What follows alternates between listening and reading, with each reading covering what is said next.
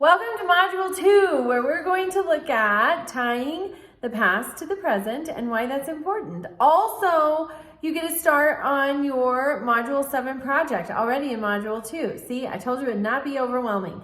So, one interesting instance I ran into recently of tying the past to the present, Newt Gingrich has a podcast. He has a PhD in history. He is a trained historian and he has a very interesting podcast. On episode 659, he interviews a gentleman who has spent a lot of money on very high-tech equipment and thinks he may have located Amelia Earhart's plane. They haven't brought it to the surface yet, but he thinks he knows where it is, and that was fascinating. Okay, so also this week we're going to learn about sources. Primary sources, there's a quote in the material. They are the raw materials of history, and I love that. And they're raw.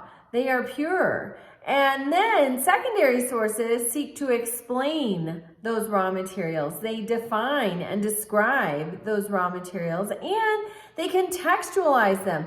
What was going on in that time period? Because that helps us understand why maybe something came to be the way that it was.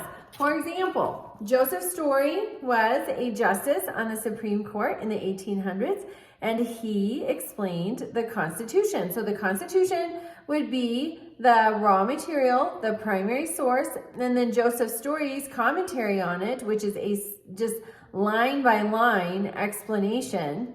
This is a secondary source. It is describing and contextualizing a primary source.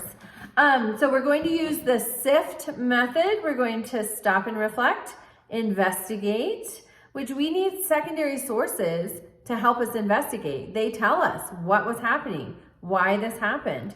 We're going to find supporting evidence, and we are going to trace the claims. So make sure you get the discussion post this week is optional, but I still encourage you to participate. And then you have your assignment due on Sunday. And have a wonderful week.